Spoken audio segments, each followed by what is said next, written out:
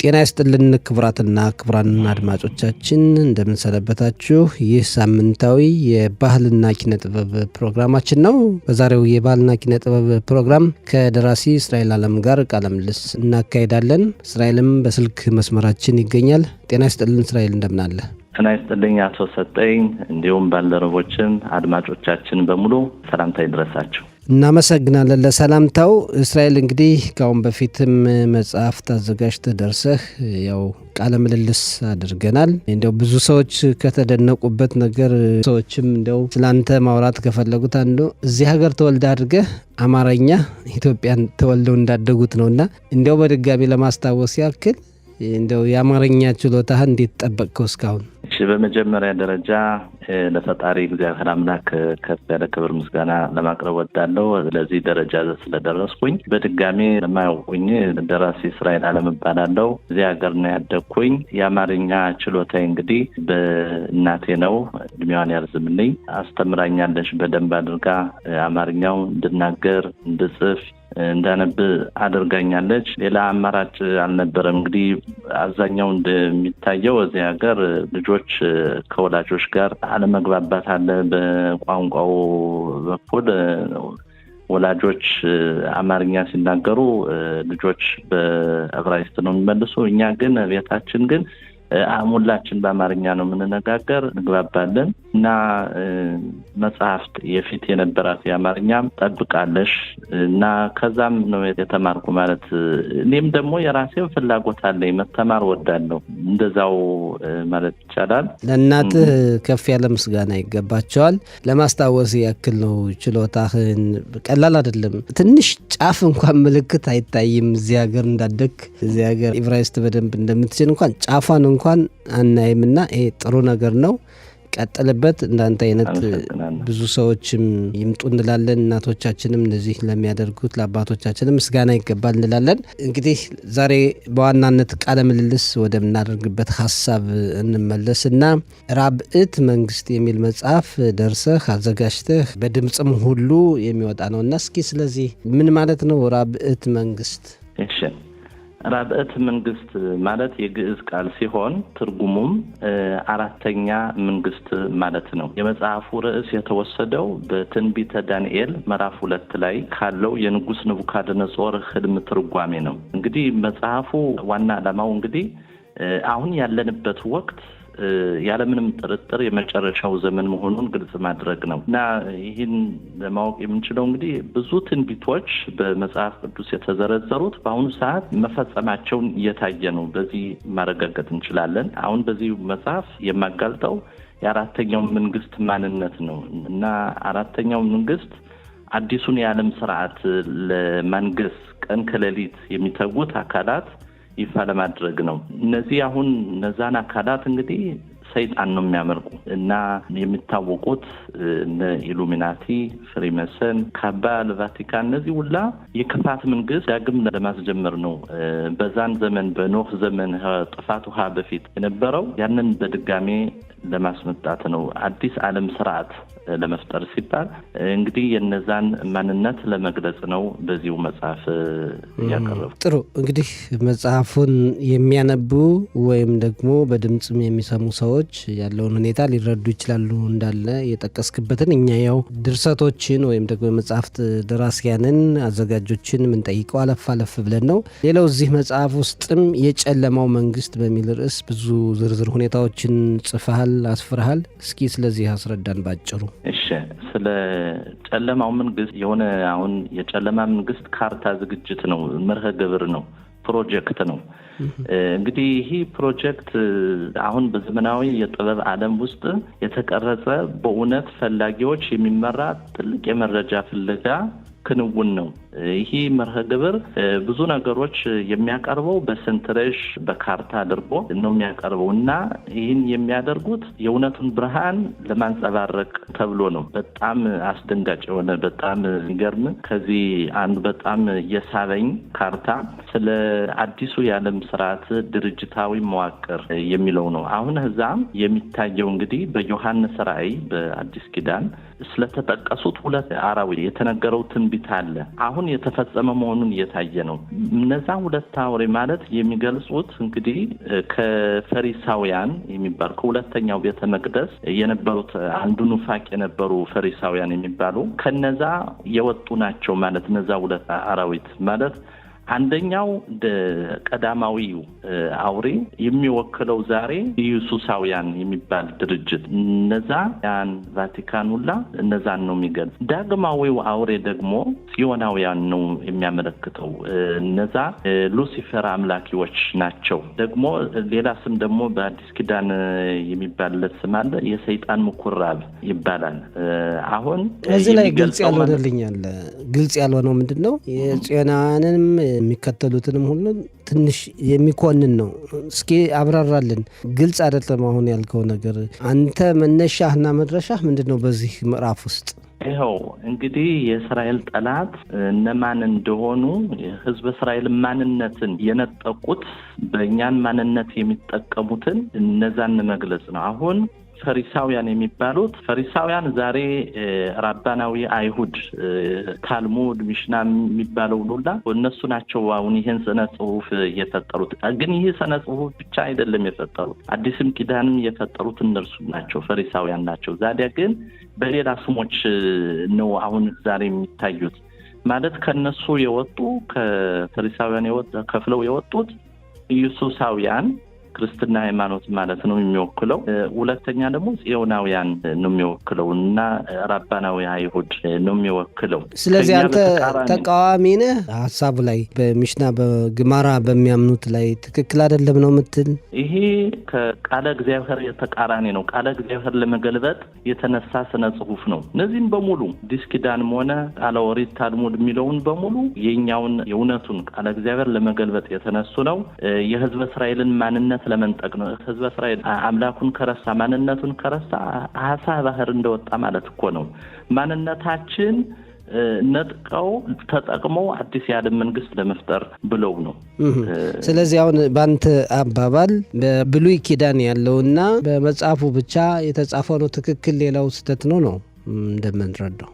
ብሉይ ኪዳን እንኳ የክርስቲያን አጠራር ነው። እንግዲህ ቃለ እግዚአብሔር ማለት ከኦሪት ዘፍጥረት እስከ ትንቢተ ሚልክያስ ማለት ከዛ ያሉት መጽሐፍ የተካተቱት በሙሉ ይህ ነው የእውነቱ ቃለ እግዚአብሔር። አንተም ትክክል ነው ብለህ የምታስበው የትኛውን ነው? የኛው መጽሐፍ ቅዱስ በግዕዝ በልሳነ ግዕዝ የተጻፈው መጽሐፍ ቅዱስ ሙሉ በሙሉ የሚገኝ አሁን ዛሬ አዋልድ መጽሐፍት የምናውቃቸው አሉ፣ እንደ መጽሐፍ ኩፋሌ፣ መጽሐፍ ሄኖክ። እነዚህ ሁሉ አሁን በአይሁድና በክርስትና የታረሙ ናቸው። አዋልድ እንደሌላ ነገር ውጫዊ አድርገዋቸዋል። ምክንያቱ ከነርሱ ርዕዮተ ዓለም የሚጋጭ ስለሆነ እኮ ነው ያወጧቸው እና ለነዛ መሰረት እንዲሆን ነው። አሁን እነዛን መጽሐፍት ሲያወጧቸው ለሃለኻውም ወይም ለአዲስ ኪዳን መሰረት እንዲሆን ነው የሆነ መጽሐፍ ቅዱስ አጉድለው የራሳቸው ስነ ጽሁፍ ለመፍጠር ብለው ነው እና የኛውን እንግዲህ በልሳነ ግዕዝ የተጻፈው በሙሉ መጽሐፍት የተገኙት ከኛ ማህበረሰብ ብቻ ነው ከቤተ እስራኤል። እንግዲህ ይሄ ያንተን አስተሳሰብ ነው የገለጽክልን። ሌሎች ደግሞ በዚህ ትክክል አይደለም ቅዱስ የሚለውን ነው በሚሽና በግማራ በሌሎችም ነገሮች ትክክል ነው ብለው የሚያምኑም የማህበረሰብ ክፍል ስላሉ አስተያየት መስጠት ከፈለጉ ክፍት ነው ለማለት ነው ቢሮአችን። ሌላው አንተ ካቀረብከው መካከል ደግሞ የይሁዳውያን ዓለምን የመቆጣጠር ስልት የሚልም አለበትና ይህ እንዴት ነው ይሁዳውያን እንዴት ነው ዓለምን እየተቆጣጠሩ ያሉት? ይህን ከማለታችን በፊት ይህ የሁሉም አይሁድ እቅድ አይደለም። የምንነጋገረው አሁን ስለ ጽዮን መመሪያዎች ወይም ሰነዶች። እነዛን ሰነዶች 1897 በባዘል ስዊዘርላንድ የተጻፉ ሰነዶች ናቸው እና የሚያመላክቱት አዲሱን የዓለም ስርዓት ለመመስረት እንዴት እንደሚሆን በዝርዝር ተጽፏል። ግን አሁን መጽሐፉ ያቀረብኩት 100 ገጾች የሚያክል እኮ ነው የነበረ። ያው ባጭሩ ዋናዎቹ ቀርበዋል እና የሁሉም አይሁድ አይደለም፣ ግን ኤሊት ወይም ልሂቃን እነዛን ነው እንጂ ተራው ህዝብ ግን አይደለም፣ ሙሉ አይደለም። ከነሱ እንዴት ነው ኤሊት የሚባሉት ልሂቃኖች? እንዴት ነው ልሂቃን ይሁዳውያን እንዴት ነው ዓለምን ለማቆጣጠር ስልት የነደፉት እና ከአዲሱ መንግስት ጋር በሚለው ያለው ተቃራኒነት ወይም ጥምረት እንዴት ይገለጻል? አሁን ብዙ ተዘርዝሯል እዛ መጽሐፉ ላይ። አሁን ብዙ ነገሮችም እንዲያውም በገሃድ ላይ ሲፈጸሙ ታይቷል። በዚህ 100 ዓመት ውስጥ በ200 ዓመት ውስጥ ብዙ ነገር ሆኗል እኮ። እና ከዚህ ለማንሳት የምፈልገው አሁን ለምሳሌ ወኪሎቻችን በየስፍራው መወከልና ክፉ ምክር መምከር የሚል ብዙ ነገሮችም ተጽፏል እኮ። እና በመጨረሻ ደግሞ ያሉት ደግሞ ጥፋቱንና ተጠያቂነቱን ሁሉም በቫቲካን ማላቀቅ እኮ ነው። በዛ እንዲታይ እንጂ ግን እነሱ አሁን ስውር ሆነው እንዳይታወቅ የእነሱ ሁሉ ላይ ተጻፈ። አሁን ጸረ አይሁድ ይመስለዋል ሰው። አሁን እነዚህ አሁን ፕሮቶኮልስ እነዚህ ሰነድ ጸረ አይሁድ ናቸው ይላሉ። ግን እነዚህ ሁላ በገሃድ ተፈጽሟል፣ ታይቷል። ግልጽ ያልሆነ ነገር የይሁዳውያን ዓለምን የመቆጣጠር ስልት እንዴት ነው የሚለውንና አዲሱ የዓለም መንግስት በሚል ይህን ሁለቱን አነጻጽረህ የይሁዳውያን የዓለም መቆጣጠር ስልት አንጻር እንዴት ነው አንተ ለመግለጽ የፈለግ? ይሁዳውያንስ በምን መልኩ ነው ዓለምን የሚቆጣጠሩት? ብታብራራው ደስ ይለኛል። እሺ፣ እንደተናገርኩት አሁን ይኸው ስናስበው ብዙ ግቦችም ለተግባር ውለዋል የምናያቸው። ያን ሰነድ እንደተናገርነው የተደረሰው በ1897 ዓ.ም ነው። በመጀመሪያው ኮንግሬስ የነበረው በባዘል ነው እና ብዙ ተጽፏል። ነገር ግን ባጭሩ ስናየው ነጥቦቹን ስናወጣቸው ይህን ማየት ይቻላል። ብዙ ነገሮች ታይተዋል። ለምሳሌ ከፍሪሜሰን የሚባሉት ለምሳሌ ባለስልጣናትን ለመሳብ የፍሪሜሰን ማህበርን መጠቀም በነዛ ተጠቅመው ነው አሁን ይህን የሚያደርጉት። የፍሪሜሰን ዓላማ እንግዲህ የሉሲፈር ብርሃን ለዓለም ለማምጣት ነው፣ አዲስ የዓለም መንግስት ለመመስረት ነው የሚሉ ይህ የታወቀ ነው። ራሳቸው በይፋ ተናግረውታል።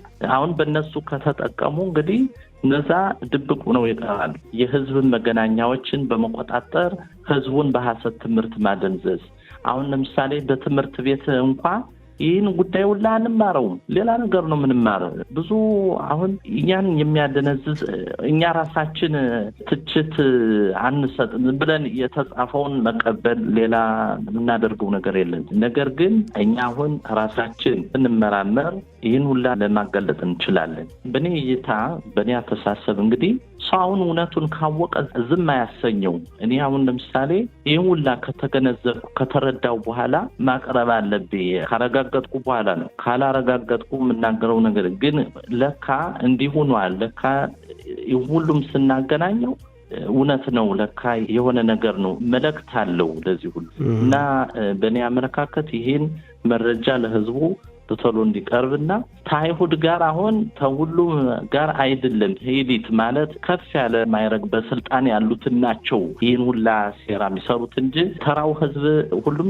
ንጹሐና ከነሱ የወጣ ሀሳብ አይደለም። ብዙ አከራካሪ ነገሮች አሉ። ለማንኛውም ሌላ ጥያቄ ያለኝ ሶስቱ የዓለም ጦርነቶች በሚልም ጽፈሃል። እኛ የምናውቀው እንግዲህ በዓለም ላይ 2 የዓለም ጦርነቶች መካሄዳቸው ነው። ሶስተኛው የዓለም ጦርነት መቼ ተካሄደ? ምንድን ነው አንተ ለመግለጽ የፈለከው አይነት የሶስተኛው የዓለም ጦርነት? እሺ፣ ስለዚህ ደግሞ ልገልጽ የምፈልገው ኦርዶ አብኪዮ የሚባል ምሪ ቃል አለ። ማለት ስርዓት ከውከት መፍጠር ማለት ነው። ስለዚህ አሁን ይህ ምሪ ቃል አንድ እቅድ ማለት ሰነድ አለ የተጻፈ በ1871 ዓ.ም አልበርት ፓይክ የሚባል ከፍ ያለ ማይረግ የ33 ማይረግ ፍሪሜሰን ነው። እሱም የጻፈው ሰነድ በዝርዝር ያስረዳል። አሁን ስለ 3 የዓለም ጦርነት ነው የሚያስረዳው። አሁን ሁለቶቹን አይተናል፣ ተከስቷል። ሶስተኛው የዓለም ጦርነት በፖለቲካዊው ጽዮናውያንና በእስልምናው ዓለም መሪዎች መካከል በሚፈጠር ልዩነት መቀስቀስ ይኖርበታል። ይህ እንደዚህ ብሎ ጽፏል እና በአሁኑ ሰዓት ያየነው ነው። ከአረቡ ዓለምና ከዚህ ከእስራኤል መንግስት ጋር ያለው ይኸው እቺ ሀገር ጦርነት ብቻ ነው። አሁን ስናስበው በመጽሐፍ ቅዱስ ደህናውን ጊዜ ሰላሙን ጊዜ የሚመጣ ማለት ህዝበ እስራኤል ወደ ሀገሩ ከስደት ሲመለስ ሰላም ነው የሚሰፍን። ነገር ግን ይሄ ሀገር እንደተቋቋመች ጦርነት ብቻ ሆነ፣ ምንም ሰላም የለም። ወትሮ ጦርነት እና ይሄ የታቀደ ነው። ይሄ የተነደፈው ዓላማው ክርስትናና አምላክ የለሽነት ከይዝም የሚባለው እርስ በራሳቸው እንዲጠፋፉ በማድረግ በመጨረሻም የሰው ልጅ ተስፋ ቆርጦ የሉሲፈርን ንጹህ ትምህርት እንዲቀበል ማድረግ ነው። ይህ ነው ዓላማው የሶስተኛው የዓለም ጦርነት። ይህ ነው ዓላማው እና ይህን ማወቅ እናገረው ሰነድ በእንግሊዝ ቤተ መዘክር ብዙ ጊዜ ቆይቷል አለ። ግና ሰው እንደተናገርኩ አይመራመርም። ይህን ጉዳይ ትምህርት ቤት አያስተምሩም እና ይህን በግልጽ ለህዝቡ ያቀረብኩት ነው። ሶስተኛ ዓለም ጦርነት የተባለበት ምክንያቱ ምንድን ነው? ሶስተኛ እንግዲህ ይኸው ሁለቶቹ ተፈጽመዋል ሆኗል። አሁን ሶስተኛ ነው የሚካሄድ ያለ በአይናችን የሚካሄደው ጦርነት ነው። ይሄ በዓለም ላይ እንዲያው በፊት እንደምናውቃቸው ቡድን ፈጥረው አይዋጉ እንጂ ያሉት ችግሮችም እንደ ሶስተኛ ዓለም ጦርነት ነው የሚታዩ ነው የምትለን አንተ? አሁን ያለንበት ሰዓት ይፋ አሁን ጦርነት ላይ ያለን ባይባልም አለ በጦርነት እስከዛሬም ድረስ ይሄ የሽብር ጥቃት የሚካሄደው ይሄ ሁላ ጦርነት አሁን ያለፈው ጦርነት ሁሉም የታቀደ ነገር ነው እና ለዚህም ብዙ ማስረጃ ሞልቷል። እኛ የምናውቀው ሁለት ጊዜ የዓለም ጦርነት መካሄዱን ነው። አሁን ሶስተኛም ሰላም የለም በዓለም ላይ ይኸው ብዙ ነገሮች አሁን እንሰማለን በዜና። ጦርነቱም አላበቃም። አሁን ይሄ ሁላ የታቀደ ነገር ሁሉም ጦርነቶች እዚህ ሀገር ብቻ ሳይሆን ሌላውም በሌላው ዓለም ላይ የሚካሄዱትን ጦርነቶች ሁሉም የታቀዱ ናቸው። በተለይ ግን እዚህ የሚደረገው ተነግሯል ከጽዮናውያንና ከአረብ ዓለም ከእስልምናው ዓለም ጋር የሚካሄደው ጦርነት ነው። በተለይ ስለዚህ ነው የሚናገረው የሶስተኛው የዓለም ጦርነት። ሌላው ታላቁ የመንቃት ጥሪ በሚል ርዕስ ዘርዝረሃል። በአሁኑ ወቅት ጥሪው በተለይ ለእኛ ማህበረሰብ ነው። በተለይ ለእኛ ለቤተ እስራኤል ነው። ምክንያቱም እውቀት እስካሁን ይሄ እውቀት አሁን የምናገረው ይሄ ነገር አሁን ይሄው በሙሉ ከኛ ተሸሽጎ ቆይቷል። ከተደበቀ ከማህበረሰባችን የማህበረሰባችን መዋቅር በማፍረስ ለባርነት ያደርገናል። አሁን የሰው ልጅ አሁን እውነተኛው ምንጭ ጋር ግንኙነት በሌላቸው መርዛማ ርዕዮተ ዓለሞች ተሞልቷል። አሁን ብዙ ርዕዮተ ዓለም አለ፣ ግን ሁሉም ከእውነት የራቀ ነው፣ ከመጽሐፍ ቅዱስ የራቀ ነው፣ ከመጽሐፍ ቅዱስ እይታ እና ይህን ማስተላለፍ ለህዝቡ ብዙ ነገሮች አሁን በዚህ መጽሐፍ በካርታ ነው የቀረቡ። ካርታው ራሱ ቁልፍ ነው፣ ብዙ ያብራራል። በሌላ አይነት ነው የምታየው እና ስለዚህ ይህ ብርሃን ለህዝቡ ለማቅረብ ነው። ሁሉም መንቃት አለበት። ሁሉንም ይህን እንዲገነዘብ ይገባል፣ እንዲመራመር ይገባል። ይህ ነው ጥሪው ማህበረሰባችን በተለይ እና ደግሞ በሃይማኖት ከተናገር ሌላው አሁን የምናያቸው ሃይማኖቶች ሶስቱ የዓለም ሃይማኖቶች ክርስትና፣ እስልምና፣ አይሁድ እምነት እነዚህ በሙሉ ከመጽሐፍ ቅዱስ የተቃረኑ ናቸው። የሌላ የጣዖት አምልኮ የነበረውን ማለት ሌላ ፊት የተሰጣቸው ማለት እኮ ነው። አሁን ለምሳሌ አንተ ምንድነው የምታምን? ሶስቶችንም ተተቃወም ምንድነው ያንተ እምነት? እንግዲህ የመጽሐፍ ቅዱስ እኮ ነው፣ ሌላ የለም። አሁን ሃይማኖትና እምነት እነዚህ ሁለት ቃላት ልዩነት አላቸው። አሁን ሃይማኖት ዛሬ ስንተረጉመው ሪሊጅን ይለዋል። ሪሊጅን ግን ሰውን መቆለፍ ማለት ነው፣ ማገዝ ማለት ነው፣ ማሰር ማለት ነው። በሌላ ሰው ራሱ ሳይገነዘብ ሳይል ከህሊና የራቀ ነገር ነው፣ ከግንዛቤ የራቀ ነው። ሰዎች ወደው የሚያምኑበትን ነገር ይሄ እናንተ በዚህ መታሰር ነው ማለት ትክክል ነው ወይ? ያንተስ አሁን መጽሐፍ ቅዱስን መሰረት አድርገህ ነው አንዳንድ ነገሮችን እያዘጋጀህ እየጻፍክም ያለኸው እና አሁን ሶስቱ ሃይማኖት የዓለም ትልልቅ ሃይማኖት የሚባሉት እስልምና፣ የይሁዳውያን ሃይማኖት፣ የክርስትና ካለው ነባራዊ ሁኔታ በተቃራኒ ነው ካልክ ምንድን ነው አካሄዱ ትክክል ባንተ እይታ? ከሌሎች ዘንድስ ተቃውሞ አመጣብህም ወይ? ምክንያቱም እምነታቸውን በነጻነት ማካሄድ ከሚፈልጉ አካላት ይኸው በድጋሚ አሁን እንዳልኩት አሁን ሃይማኖት የሚተረጎመው ዛሬ ሪሊጅን ነው። ነገር ግን ትክክሉ ትርጉሙ የእውነቱ እሙና አሁን ማለት ሃይማኖት በልብ ነው፣ ከልብ የወጣ ነገር ነው፣ ከግንዛቤ ጋር የተያያዘ ነገር ነው። ሌላው አሁን የምናየው ሰው የፈጠረውን የደነገገውን ነው የሚሄድ ያለ። ይህ ግን እኛ የቤተ እስራኤል ሃይማኖት አሁን እኔ ቤተ እስራኤል ላይ ሃይማኖት የእስራኤል ሃይማኖት ሌላ አሁን ዳት የሚለውን ሪሊጅን የሚለው እነዚህ ቃላት አልነበሩም፣ ኋላ የመጡ ናቸው፣ ከስሩ የራቁ ናቸው አይደለም። ሃይማኖት ኤሙና የሚለውን እሱ ነው እውነቱ ትርጉሙ እና ከልባችን። ስለዚህ አሁን አንተ እስልምና ትክክል አይደለም፣ ክርስትና ትክክል አይደለም፣ ይሁዳያን ትክክል አይደለም ብለህ የቤተ እስራኤላውያን የእምነት አካሄድ ትክክል ነው ትላለህ። ይሄ ሁሉ እኮ በአስርቱ ትእዛዛት የሚጠቃለል የእምነት ዘርፍ ነው ሁሉም ቢሆን እንደው ከዛም ከዚህም። ስለዚህ ቤተ እስራኤላውያኖች እስከ ሌላው የተለየ የእምነት አካሄድ አላቸው ወይ? የይሁዳውያን የእምነት አካሄድ ከቤተ እስራኤላውያንስ በምን ይርቃል? የክርስትናም ቢሆን ብዙም የሚራራቅ የለውም። ይኸው እኛ አሁን የኛ የቤተ እስራኤል ሃይማኖት መጽሐፍ ቅዱስን ብቻ ነው፣ ሌላ ጭምር መጽሐፍትም የሉም። በሙሉ የተጠበቀው ሃይማኖት ለ2500 ዓመት በላይ የተጠበቀው ሃይማኖት በኢትዮጵያ የመጀመሪያው ቤተ መቅደስ የነበረው ሃይማኖት ነው። ይህ ነው የነበረው። ሌላው አሁን የምናያቸው 3 ትልልቅ ሃይማኖቶች የሰማይ አካላት አምልኮች ማለት በሌላ መልክ ቀርበው ነው። ይህ ነው እንጂ ለዚህም ማስረጃም እኮ አለ። አሁን የምናያቸው ሃይማኖቶች ጽሕፈታቸው የሚመረኮዙባቸው ጽሕፈቶች በኋላ የመጣን በተለይ ደግሞ ሁለተኛው ቤተ መቅደስ ከፈረሰ በኋላ ነው። ታልሙድ ሚሽና የሚለውን በሙሉ ሁለተኛው ቤተ መቅደስ ከፈረሰ በኋላ ነው። ቁርአን የሚባለው ኋላ ጊዜም ነው።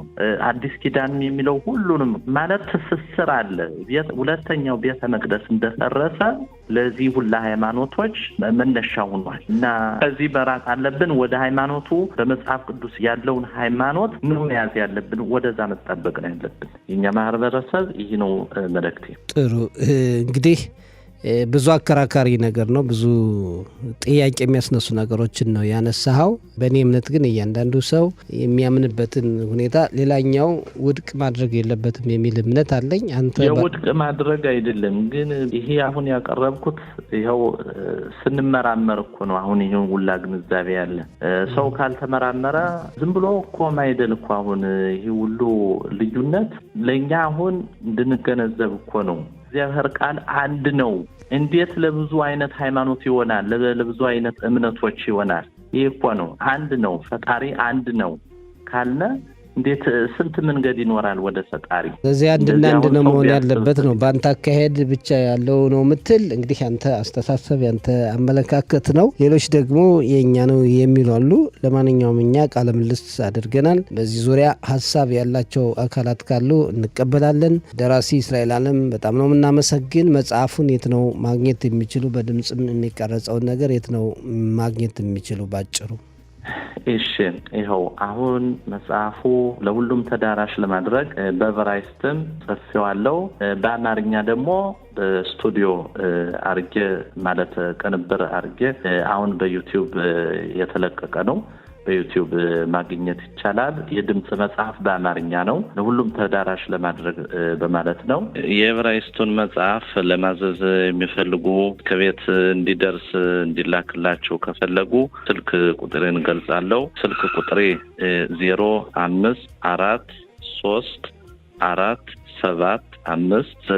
0543475905 ነው። ዕብራይስጡን መጽሐፍ ለማዘዝ ለሚፈልጉ በተጨማሪም ደግሞ በዩቲዩብ የአማርኛው ድምጽ መጽሐፍ ደግሞ ተሰራጭቷል፣ ለህዝቡም ቀርቧል እና እንደዚህ ነው መጽሐፉን ለማግኘት የሚቻለው። ለሁሉም ተደራሽ እንዲሆን ብዬ በዕብራይስጥ መጽሐፉን አሳትሜ በአማርኛ ደግሞ የድምጽ መጽሐፍ አዘጋጅቼ እና ጠቃሚ ትምህርት ለህዝቡ የሚሆን ብዬ ነው በሁሉም ቋንቋ እንዲዳረስ ብዬ ይህን ያደረግኩት እና መልእክቴ እንግዲህ እኛ ማንነታችን ማወቅ አለብን። ማንነታችን በመጽሐፍ ቅዱስ ውስጥ ነው። እኛን ማንነት የእስራኤል ጠላት የሆኑትን የእኛን ማንነት ተጠቅመው ነው አሁን ዓለምን የሚገዙ ያለ የሚቆጣጠሩትን ያለ። ይህን ማወቅ አለብን እና ሰው ማንነቱን ነጠላቱን ማንነት ካላወቀ በቀላሉ ይጠቃል ማለት እኮ ነው። አሁን የመጀመሪያው መጽሐፌ ብፁዓን ለንጹሐን በፍኖቶሙ ስለ ህዝበ እስራኤል እውነተኛ ማንነትና ሕያው ምስክርነቱ ነው።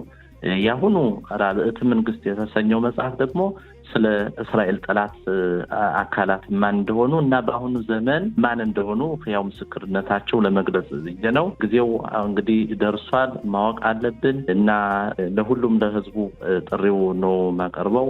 መራመር ማንነታችን ነው እና መጽሐፉ ለሁሉም ተዳራሽ እንዲደረግ በዚህ ነው በዕብራይስጥ ማሳተሜ፣ በአማርኛ ደግሞ በዩቲዩብ በድምጽ መጽሐፍ መልክ ያቀረብኩት። መልካም ደራሲ እና አዘጋጅ እስራኤል አለም በጣም ነው እናመሰግን። ሰላም ጊዜ ተመኘንልህ። እሺ በጣም ነው ማመሰግን። እዚህ መድረክ ስለተቀበልኩኝ በጣም ነው ማመሰግን። እግዚአብሔር ያከብርልኝ። ለሁላችንም ሰላም እናመሰግናለን። ጥያቄዎች ከመጡ ደግሞ እነሱን የምትመልስበትን ሁኔታ እናመቻቻለን። በቀጣይ ደግሞ ሌላ መጽሐፍ ጽፈህ ቃለ ምልልስ እናደርጋለን ብዬ ተስፋ አደርጋለሁ። ለዛሬው በዚህ እናብቃ። ሰላም ጊዜ እመኝልሃለሁ። እሺ በጣም አመሰግናለሁ። መልካም ጊዜ። ቻው።